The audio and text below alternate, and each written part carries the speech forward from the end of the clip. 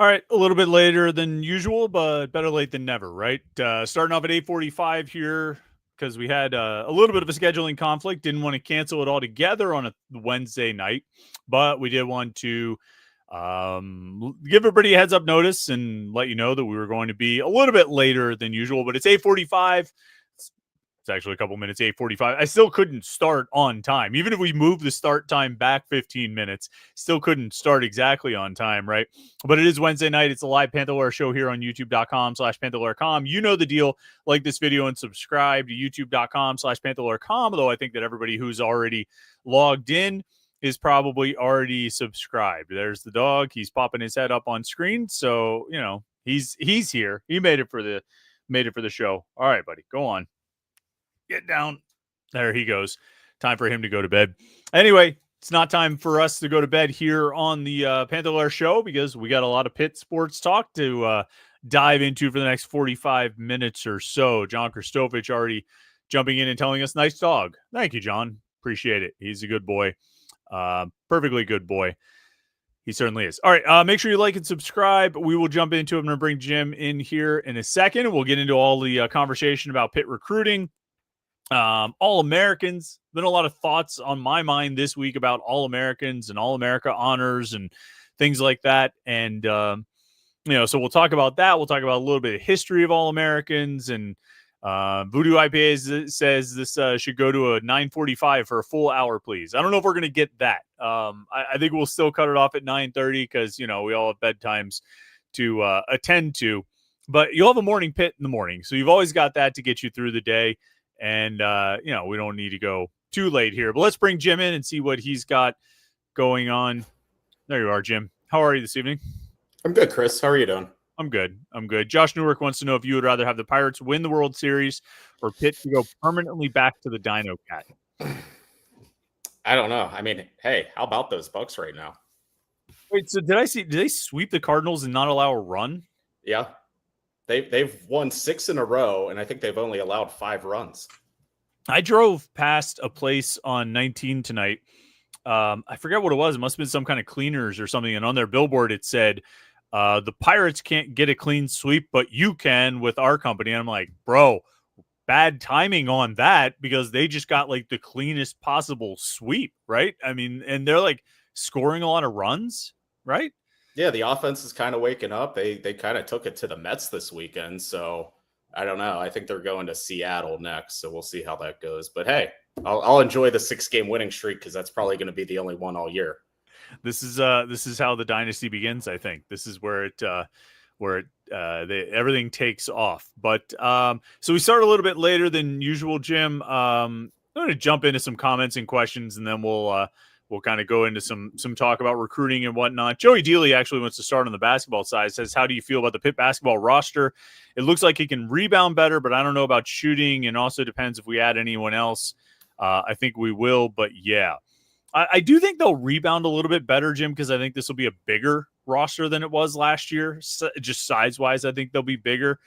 I think they'll be slightly better defensively, but I just can't really conceive of a world where this is a better team offensively by just about any metric. Like a shooting, scoring, obviously would be probably the most important metric and indicator of offense, but it just seems like they're going to take a step back there. Is there anything about this team offensively that gives you confidence or optimism? I mean, like a lot of it really just depends on like this team their success is going to be based on guys just outperforming anything they've ever done.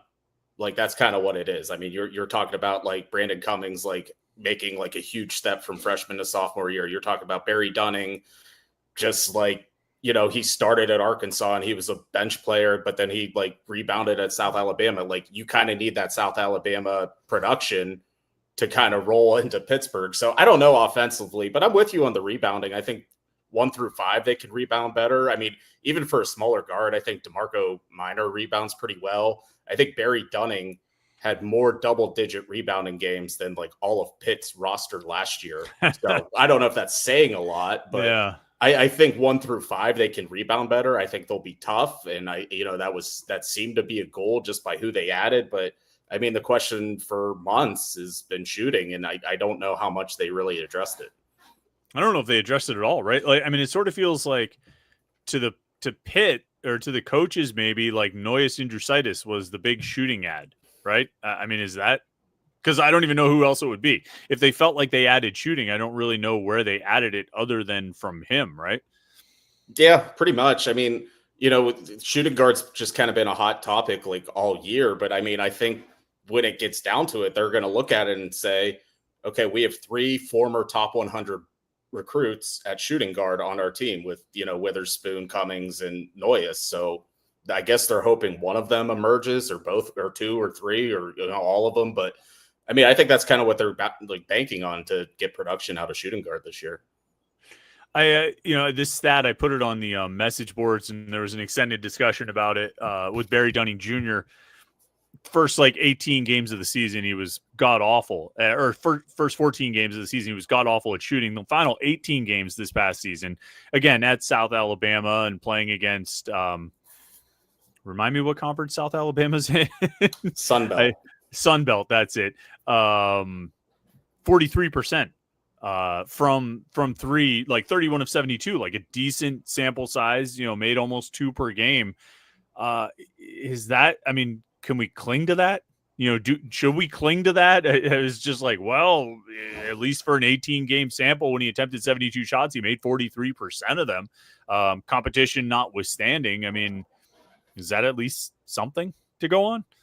Yeah, I mean, just shooting and overall, like Dunning got hot at the end of last year. I mean, he had like a 42-point game, a 36-point game, scored in double figures like his last 10 games, I think. So like those, he got hot there. And I think, some of those 3-pointers happened actually a lot of them happened in the 42-point game. I think he made 7.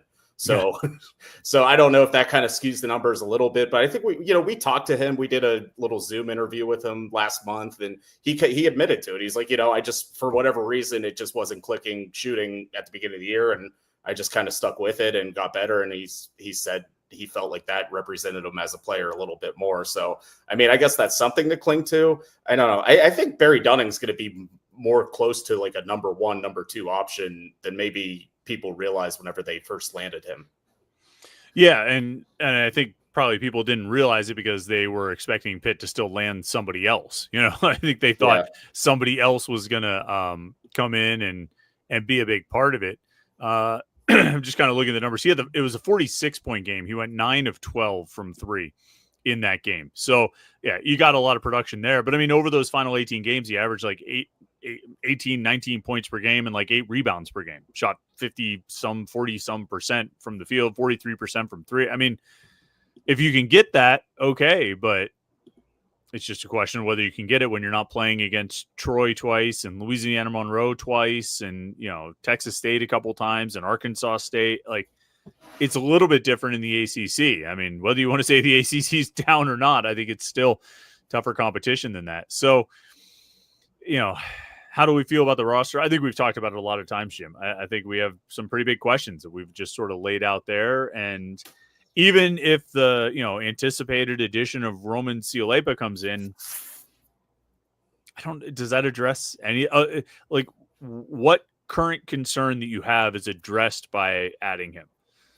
I would just say probably just overall talent level of the team, but I don't know if it addresses shooting or, I don't know if he's going to make them that much better at rebounding, because I think they're already going to be fairly good at it. So, I mean, I think it's just having another high level, pro potential type player, but I don't know if he fixes things on the roster. So, whenever the ACC comes out and does their media poll in October or November or whatever, Pitt's probably going to be picked in the bottom 3 or 4. I mean, I think that just is what it is. And that kind of, did you see some conferences are getting rid of media polls? Yeah, I think the Big 12 maybe did away with it. Was that for football or basketball or everything?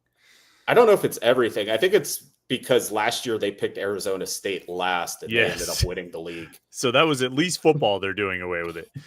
Yeah, I did see that. How's that? How's that fan reaction going to be when in the first game when after all this time of waiting for Roman Cialepa and news on that and being like the most highly anticipated guy since Amsal Delilich and all this stuff, and Cam Corrin starts at the 4? Like, how are the fans going to handle that one, Jim? Probably not great. I mean, we'll probably be in like meltdown mode. Like I'm already picturing like the first game thread and like the people you would expect to talk on the first game thread and the first 2 minutes of the game. Like, like they'll be all over it. Just when we post the starting lineup, and the starting lineup is like Minor, Noyes, Dunning Jr., Cam Corrin, and Deshaun Jackson. It's gonna be a fun season. It really is. Voodoo IPA says thoughts on the new $500 football experiences. Guess they need more revenue. I didn't see this, Jim, and I tried to do a quick search around for it. If somebody else has information on this, please share it. I don't get those like promotional emails to like buy tickets from Pitt. So I did something at some point where I ended up on that email list, but I haven't been able to find. I tried to look real quick to try to find it, but I couldn't. Yeah, I couldn't locate it anywhere. So if somebody has more news on it or updates or information on the $500 football experience, I mean, I can kind of guess what it probably is in terms of, you pay $500 and you get to go to a practice or something or other. Look, one of the things I've talked about, and I talked about this, I think last week on the Morning Pit, when I talked about, what can Pitt do to raise the money for revenue sharing? Like, how can they afford it? And there were a lot of different things. I mean, tuition money. I think we probably talked about it too, like a surcharge on season tickets. I mean, part of it is you're just going to have to raise new money, either through donations and going out and soliciting major gifts, and maybe finding creative and unique things to do, and selling somebody on $500 to get a tour of the South Side and sit in the linebackers meeting or watch film with Ryan Manilak or something. That's something you probably need to do. I mean, now $500, you need a lot of those to get to 20 million. But Pitt is probably in a situation where every little bit helps. And, I guess you have to do stuff like this, and they probably should have a lot of these kinds of things. But I don't know. We'll see if anybody's posting. Voodoo IPA says it was sent via email. Josh Newark says Pitt's Twitter has it. So I'm going to try and bring up Pitt's Twitter real quick and see if we can glean any information here on the fly. Should we sell like a Panther-Lair experience? Like they get to like just sit next to us like at a game? That'd be pretty lame. Yeah, they really don't know what kind of money, like how much you could charge for that, because nobody would really want to do it. I don't see it on the Pitt football Twitter account. Maybe on Pitt Athletics. Just taking a quick glance here. Kyle Lewis. 2025 Pitt football premium experiences. Be a part of game day with options including Call of the Panthers, High Five and Hail, pregame sideline passes, and more. You can sign up for more info. Okay. So here, we've got some interesting stuff in here, actually. Call of the Panthers. You spend the second quarter of the game in the booth with Bill Hillgrove and Pat Bostic. So that's interesting. Halftime show. You can celebrate one of the greatest traditions at the University of Pittsburgh with an exclusive up-close experience with the Pitt Band. You and 3 guests join the Pitt director of bands at midfield before the halftime performance. And then you can watch the halftime show from the sidelines. Post-game press conference, Jim. This is pretty close to it. You can celebrate a Panthers victory in style. You and a guest are invited to an exclusive experience at Coach Narduzzi's post-game press conference. Get insider insights as he breaks down the game for the media. Imagine like if you spent $500 like on the Penn State 51-6 game. You remember how terrible that press conference was? Or were you? I forget if you were covering the Syracuse game in 2016, the 76-61 or whatever it was. There. Oh my! Everybody was just mad. Like nobody was happy. They just won a game, and everybody was mad. Like James Conner was mad. Narduzzi was mad. But like. Okay, again, I'm reading from this. Get insider insights as he breaks down the game for the media. I mean, how much does he break down the game for the media, Jim? I mean, how mad do people get whenever he says, I need to watch the film? I mean, if you want to, you could read our transcripts or you could just watch him say it live. It's riveting stuff. You can do high five and hail. Be part of the action as you hail with the Panthers when they arrive at Acrisure Stadium. Greet the team with handshakes as they prepare to lock the gates before kickoff. Then step onto the field for an unforgettable pregame moment. Run out of the tunnel just like the players and capture the experience with a photo at the 50-yard line. Don't miss this exclusive opportunity to feel the energy of Pitt football up close. There's a pregame sideline pass where you get exclusive pregame field access. Oh, my God. Sweet Caroline. Join Rock and Pitt Spirit teams on the field for one of the most iconic moments in Pitt game day tradition. At the end of the third quarter, guests will be featured on the video board as you sway on the sidelines in front of the Panther pit and sing Sweet Caroline with the crowd. Feel the energy, be part of the tradition, and make a memory that will last a lifetime. Now that is worth looking into. Do they have prices on this? Oh, yeah, you can buy any of these things right now. How much is the Sweet? I wonder if they're all $500 or if just Sweet Caroline, if they have different prices. No, Sweet Caroline, $750. If you want to get on the field and sing Sweet Caroline, it's $750. I'm not going to read through all of these, but there's more. You can Friday night. Wow. Yeah, you can go. There's basketball stuff. You get a video board message, ultimate fan for a day with the Pitt basketball program. You get an up close and personal with Pitt men's basketball behind the scenes, become an integral part of game day traditions. Concerts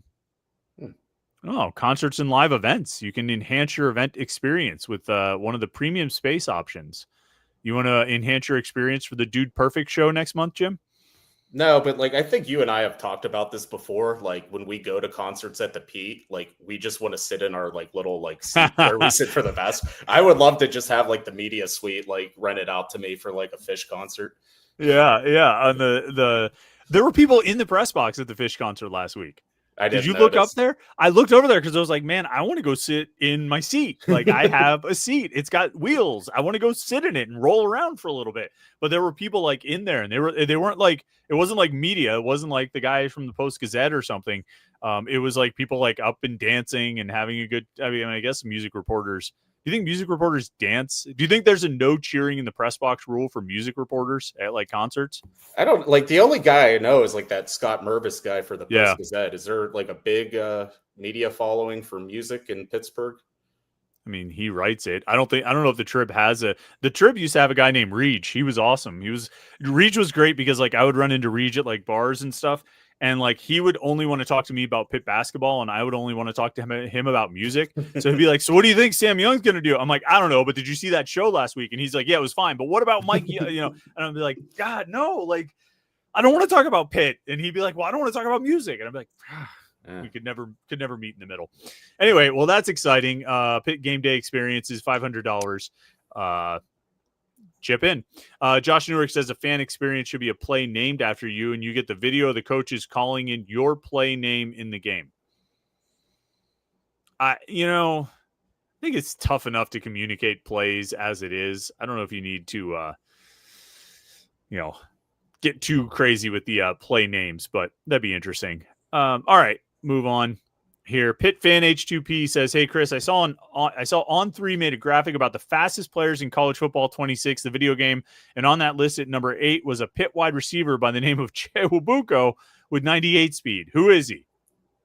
Well, Chewabuko was a wide receiver, and then he was a running back, and he's no longer on the team. So, yeah, he still made the roster. Does he still run track? Is he still at Pitt? I don't know. It's because I thought he was just focusing on track. And I guess that's where the 98 speed comes into play. I always assumed he was focusing on track, but then I never really could understand if that actually did. He's not on the roster for 24-25. Well, hold on. I'm doing Control F, because they changed their roster. You have to scroll to the bottom and get all the names to load. He's not listed on the track and field roster. Maybe at the portal. So he might have hung it up and moved on. But so, yeah, that's who that is. You were posting, I guess you were just posting what Pitt posted, that Kyle Lewis and Desmond Reed were the highest rated guys on the team. Yeah. Yeah, then they came up with like the 10 highest rated players on the team, and that drew some That's right. That's yeah. right. Rasheem Biles, I think, was third, right? I think it was Javon McIntyre. Really? Yeah. Well, that's So interesting. it is. I wonder where the input comes from. Do you think they consult with the schools and try to get the colleges to sort of give input and feedback, or what do you think? You would think so, but I kind of remember him being like high last year, and like I remember like Che being fast last year. So like I don't know if they just kind of got lazy and just kind of like, oh, or no, it is Rasheem Biles. Yeah, I just opened your post. Yeah, it's Biles. But McIntyre's 88. Right. They were like separated by one. I mean, Biles is an 89, McIntyre's an 88, and Lyndon Cooper's an 87. So I mean, that's kind of your top five right there. Lewis, Reed, Biles, McIntyre, Cooper. Yeah, a lot of people mentioned the fact that Derek Davis is like what he's an 81, so that puts him where on this list? 6, 7, 8, 9, 10. I don't think Derek Davis should be in the top 10 highest rated guys on the team. Behind him is Kenny Johnson, Rashad Battle, and Nick James. I don't know if I think all three of them should move ahead of Derek Davis, probably, but it's a little surprising to see him there. I wonder, it's probably like a combination of what they've done in college and recruiting rankings, right? That's what I'm thinking, yeah. And so he had a high recruiting ranking, so he's going to end up there. You know, Nick James the same way. It was a 4-star guy, so he ended up kind of high on the list. Will you get the new game, the new 2026 game? Yeah, I'll probably get it. Yeah. I enjoyed the first one that came out last year. I played that a good But you bit. wouldn't like just keep playing that one? I don't know. It looks like there's like some new features, like the recruits. Like there's like a cut scene where there's like 3 hats on the table. Oh God! So like we're pretty much just like, I don't even know if I want to play this game because I feel like I'm just doing my job. It feels right. Like, it feels it's like a little work. too close to it. Yeah, exactly. Exactly. Josh Newark says, Chris, I posted this on your morning Pitt. Has Pitt had returning All-Americans before, and what did they do in their subsequent season? So you did post this, Josh, and I actually did look it up because I think it's an interesting topic. I just went back through this quarter century because I have in the media guide, it's all of the first team All-Americans that Pitt has ever had. So it's very helpful and convenient to look through it. Obviously it doesn't include this year's guys, Lewis and Reed, who have eligibility remaining. But if you just go back in this century, Jim, like most of the first team All-Americans that Pitt has had did so in their last year at Pitt. Like Larry Fitzgerald, H.B. Blades, Scott McKillop, Doran Dickerson, Jabal Sheard, Aaron Donald, Dorian Johnson, Patrick Jones, Rashad Weaver, Cal Adamitis, Kenny Pickett, Kalijah Cansey, Israel Abanikanda. It was all their final year at Pitt. They either graduated or went to the NFL, or in the case of Jordan Addison, went to USC. There were very few guys who had eligibility remaining and came back the year after they were All-Americans. Antonio Bryant was an All-American in 2000. He came back. James Conner was an All-American in 2014. He came back. Quadri Henderson was one in 2016. He came back. And then that was it. What's that? Was Twyman an All-American? He was not. He wasn't a first. He was not a first team All-American. Okay. In 2019. But that's it. So it's Antonio Bryant, it's James Conner, it's Quadri Henderson, and kind of Jordan Addison if you want to count him. And to be honest, it didn't really work out for any of them. Like Antonio Bryant's production went way down the next year, probably for a variety of reasons. James Conner got hurt in the first game of the next season. Quadri Henderson suffered from not having Matt Canada, so he went from 10 touchdowns to 2, and that's it. Other than Addison, who went to USC, and his production dropped as well. So I guess, given that Pitt has 2 such All-Americans coming back this year with Kyle Lewis and Desmond Reed, I sit here and I feel rather bullish about them, carrying on what they did last year. Do you? I do. I just can't picture a world where Kyle Lewis stops being this like relentless, like sideline to sideline linebacker. Like, I mean, teams are going to know who he is. Like, that's like an old Jeff Capellism. Like, he's going to be the top guy on the scouting report. But like, he was last year by like the 3rd game. Like, everyone could see on film, like this dude wrecks everything. But I think he's a really good football player. I think it's going to continue. And kind of the same thing with Des Reed, just partly because he's good, partly because Cade Bell knows how to get him the ball. And like, there's just going to be opportunities for him, and he doesn't need a lot of space. It's like, okay, like one cut and he's gone. So like, I think that's sustainable as well. So I think, all off season, we've kind of been touting like, Pitt has two really high level players, and that's not normally the case. And I think it's going to work out for him. And I think they're still going to be their two best players again this year. Yeah, I agree. And I think Kyle Lewis's skill set, kind of like you said, is one that should translate. I think even if he is at the top of the scouting report, I don't think there's a lot you can do about that. You you can't really like scheme around it. He goes sideline to sideline. He lines up in so many different spots. He drops into coverage. He rushes off the edge. He's lined up on the line of scrimmage. I just don't think you can totally avoid him or commit too much in your offense to stopping him because he's just that good. Historically, Pitt has had guys repeat as All-Americans, though. Bill Fralick was a 3-time first-team All-American. Hugh Green was a 3-time first-team All-American. Jimbo Covert was a 2-time first-team All-American. Tony Dorsett was a 4-time first-team All-American. So it's not unheard of. It's not unprecedented for that kind of thing to happen. I don't know if Kyle Lewis is going to be an All-American again, but if he has the kind of season he had last year and Pitt does something other than blow the final 5 games of the year, he should at the very least be the ACC Defensive Player of the Year. If Pitt beats Virginia and Boston College, Jim, do you think Kyle Lewis is the ACC Defensive Player of the Year? I mean, when he finished like third in the voting, like he was pretty close anyway. Yeah. So they would have been 9-3.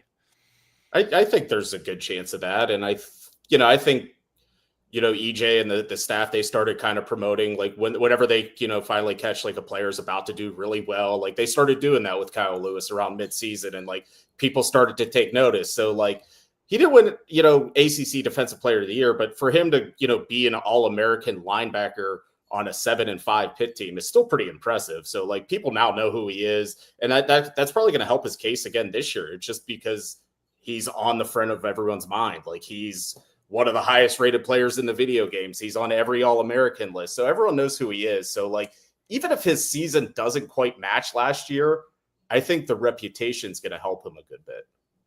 I feel like the interceptions might be the toughest part to match. The 4 interceptions. Yeah. Their emails and their press releases keep pointing out that he really had 5, but one of them doesn't count because it was a 2-point conversion.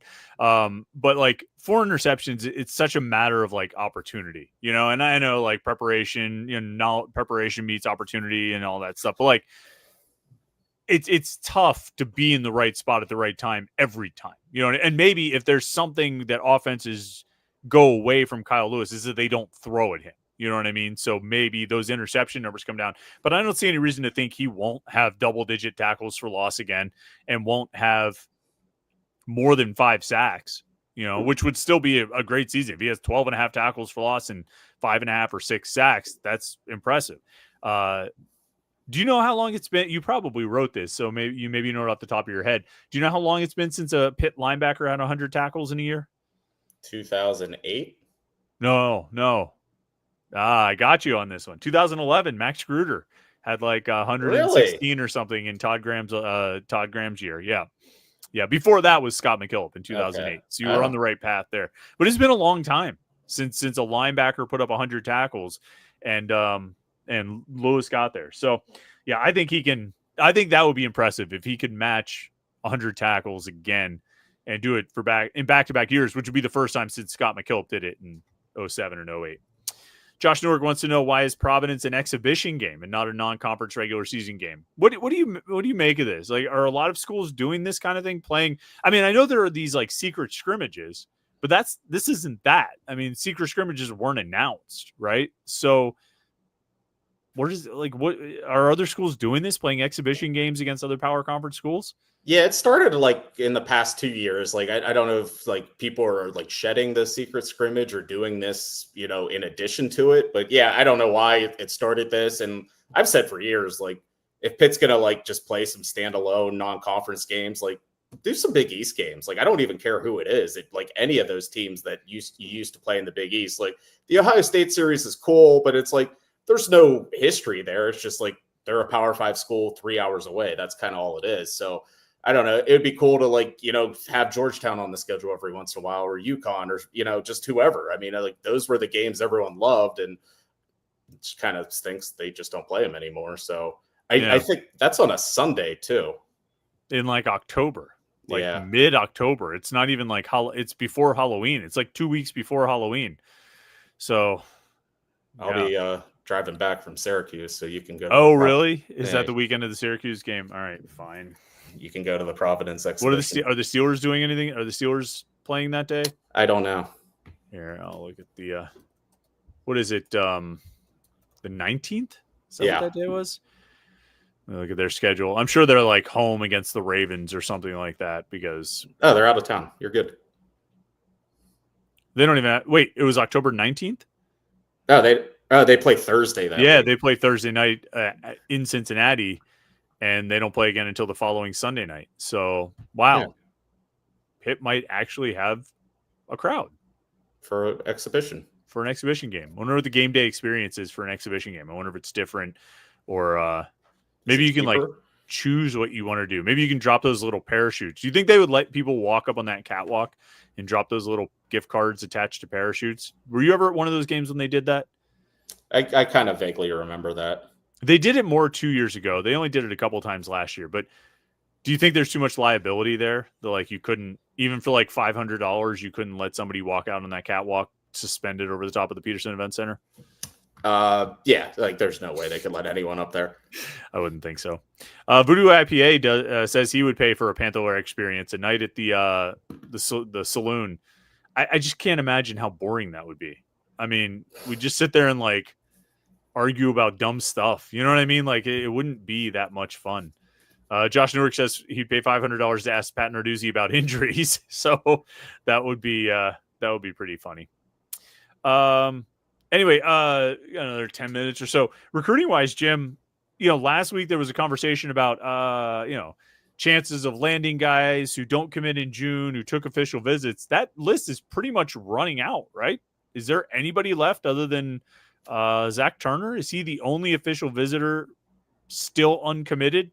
Yeah, he's the only one. I believe he's committing Saturday, and Pitt is not the expected destination. I think it's probably going to be Oklahoma or Miami. But otherwise, that kind of puts a wrap on June recruiting. I mean, they got 16 commitments this month. I think they had 31 official visitors. I mean, I think they did good work. They addressed kind of almost every position on the field. So I guess some people were kind of holding out hope for some of these like, last minute commitments. I know people were looking at Javonte Williams as one and maybe Xavier Jackson, but none of them really came through. And I don't know. I mean, I don't think it's that big of a deal. I think a lot of those were, you kind of knew where they were going, and just is what it is. I wonder if they'll just, if they'll focus their efforts on maybe a few of these guys who took official visits on trying to flip them over the course of the season. You know what I mean? Like Javonte Williams, like I'm only sort of assuming Maryland's going to go 4-8 or something like that. I have no idea if Maryland's good or not. Just Maryland feels like a school that would go 4-8.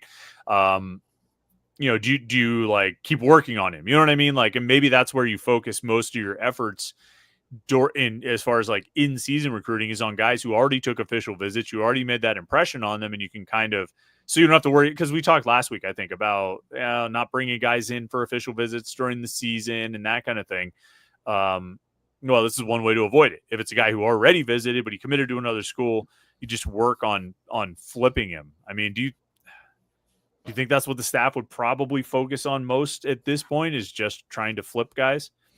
I mean, yeah. I mean, if there's someone they really like and they don't feel like that commitment was 100% solid, then yeah. I mean, you look at Javonte Williams, I think Maryland has like 2 other tight ends in their class. So I would guess at least one of those 3 they kind of expect to be like a big wide receiver and not a tight end. But I don't know. That still seems like overkill to me. So like, I think, Javonte Williams, they had a lot of good inroads with him since I think about January. So I think if you want to continue that relationship, but he'll probably be receptive to it. I mean, you look at Xavier Jackson, I think North Carolina has like 5 defensive backs. Like they're recruiting like crazy because I think Belichick's like flipping the entire roster. So yeah, there's opportunities. Then there's other thing. I mean, like someone could have a big senior year. There could be another guy that just emerges late. So I think we've looked at this class and said, like, they could probably stand to add another defensive lineman, maybe another running back, maybe another defensive back. So those are probably the three areas you're kind of looking, maybe another tight end. So there's opportunities there. Then, of course, the other end of it is other people might, try to poach your guys. So you have to kind of be on the defensive as well. Yeah. It'd be interesting to see where they go with the class here. Josh Newark says they seem to have used the old Big East for secret scrimmages. Villanova and Georgetown. They played Cincinnati a year or two ago, didn't they? In a secret scrimmage? I think it was this past year. And was it last year? Yeah, and they did it at like a small D3 college in Ohio. Like they just Pitt and Cincinnati just met and played real quick. And then they like put out like a highlight reel or something on Twitter of their like secret scrimmage. I feel like there was something. There was like, yeah, I remember seeing like, because that like the small gym stuck out to me. Like, so I definitely saw a couple plays, and I think we got like the box score like leaked to us or something. So they beat Cincinnati, and that was kind of a big deal, but like, I think Cincinnati was a little overrated last year, and it didn't do much for Pitt's season either. Yeah. Well, it is funny. Like, and I was thinking about this as you were talking earlier about like, oh, it'd be good to have the old Big East teams on the schedule. I mean, when the ACC like changed the schedule, it was like, oh, going to be able to schedule all these other games. You're going to be able to add all these good power conference games, and Pitt did, just as an exhibition, not as a regular game. So I don't know. Like, I know these like schedules always kind of get released late. I feel like we sometimes get a basketball schedule in like August or September. Yeah. Have you looked back to see when we get them in the past, or does that I think like August 20th, something. Like, I don't know why basketball is weird like that, and football, who they're playing in 12 years. So yeah, I mean, I guess there's a bit more logistics involved, like tractor trailers and 150 hotel rooms and things like that, like, you have to plan a little bit more as opposed to just be like, hey, random HBCU team come to Pittsburgh in the second week of December. Okay, we'll be there. Write us a check and we will be there. There's a little bit more planning, I guess, that has to go into it, but it keeps getting, there's a thread that's sort of living on the message board right now about Pitt not being in any one of these like tournaments yet. And that's weird. I mean, they have to. Well, they don't have to, but I have to assume they're going to play in one, right? Yeah, I mean, thinking back like through Capel's tenure, like they've always done something. Like like they did the Fort Myers thing before, like whatever the West Virginia thing was last year. So yeah, they're always in one. And now that you have two extra non-conference games because the ACC shrunk the schedule, like. You got to fill it up somehow. So like, I don't know at this point. I mean, I think we know they're playing West Virginia, Ohio State. Who's their SEC team? Texas A&M, or maybe I think it's Texas A&M. Like those are the three teams we know they're playing. And I think like one of the mid majors like started to leak out. I think John Rothstein might have tweeted it out because that's what he does. Yeah. And it was like, yeah, it was just a random mid-major. Texas A&M on Tuesday, December 2nd. You're right. They host Texas A&M. So that screams 9:00 ESPNU. Probably. Pitt women are playing at Mississippi State 2 days later. That's not a good place to play. That place looked weird on TV too. They had like weird lighting in that game. You know what I mean? Like that was just a weird situation. John Christofich says, I remember crawling for cash at the Fitzgerald Fieldhouse. Did you ever do any kind of like shoot threes to win money type of contest, Jim? No, I don't think I've ever been like picked for one of those. That just kind of like made me think, since we're talking about basketball promotions, did you see Red Panda got hurt? No, what happened? She fall off her unicycle? Yeah, I think so. I just saw like a tweet or a headline like Red Panda like injures wrist or something. I was like, that's a big deal. Yeah, man. I mean, her wrist though, like I guess she uses her hands, but of all the things she could hurt, like that's the least bad, I would think, the fact that this is her first injury. Yeah. First Like one we know about. I mean, riding on a unicycle, throwing yeah. plates in the air. I mean, like it's dangerous. She's been playing hurt all this time. I mean, like you have to. Did you ever see that video where Marshawn Lynch meets Red Panda? No. And it's hilarious. Like he's like losing his mind. He can't believe what she's doing. And at one point he almost climbs onto the unicycle and all of his people are like, no, you can't do that. Yeah. You can't do that. So it's July 2nd, Jim. By our estimation, they're going to start training camp in about 4 weeks. Is that what we're guessing? Yeah. The past 3 years, it's been exactly 1 month. Like if they play on September 1st, then camp starts on, August 1st. So I think the first game this year is August 30th. So July 30th is probably a good bet when camp's going to start. So solid 4 weeks. You think what's the most interesting or notable thing that you think will happen with Pitt athletics over the next 4 weeks between now and the start of training camp? Like, what are we going to have to talk about? Like newsworthy stuff to talk about here on the Morning Pitt or wherever? I don't know. Usually, like, I don't know. I'm already like dreading writing like a couple 3-2-1 columns, like coming up with 6 topics. So I don't know. I mean, I guess maybe there will be like some weird random football recruit that we didn't know about, or I don't know. Maybe a basketball recruit. I think we're waiting on one of those, aren't we? God, it has to happen at some point, right? I don't know what. I guess he's still playing, right? But like. I don't know anymore. This just seems like an inevitability at this point. Josh Newark says Pitt will name EJ's replacement. I mean, Mike Annarella has been working with football media relations for a while. He came from the NFL where he spent a long time. I think he's going to take over the football side of things, and he's going to do a great job with it. So that is sort of more or less done. I don't know if it's getting announced or whatever, but I think that's more or less done. So that's not going to be it. I do think, I think if there's anything notable this month, it'll probably be something related to revenue sharing, whether it's interesting and unique ways to raise revenue, like these experiences that we just talked about, or, how Pitt is actually going to pay it, or if we get an opportunity to talk to Alan Green, hey, how are you going to come up with this money? And, I suspect that whatever newsworthy stuff comes out of Pitt over the next 4 weeks, it'll probably be along those lines. You know what I mean? Just revenue sharing information and details. You know what I mean? I could see that. I mean, all we know is that Pitt says they have the money to do it, and we still don't know what it is. So and I've seen other schools kind of lay out their plan and kind of detail it. I think North Carolina's AD sent a letter to, everyone and kind of laid it out. So it'd be kind of cool to see something like that. Yeah, it'd be interesting to ask questions. Marlon Barnes Truther says, what is this new transfer rule about from the House settlement? Did you see this? That there's going to be this summer portal window this year. Did you see this? No. Yeah, it starts next week. I think it goes the 7th through the 16th or something like that. But it's just, all right, I have to remember exactly how I read this out of Matt Zenitz's article. They have this term called designated student athletes. So I think what it is the grandfathered players who are not counting against your 105. You know how you can bring players in, keep players on the roster, even if it puts you over the scholarship limit or the roster limit. You can have I don't know if it's everybody who's over 105 or as many as you want or whatever it is, but you sort of identify them or declare them as designated student athletes. And anybody who's been declared a designated student athlete can go into this portal window.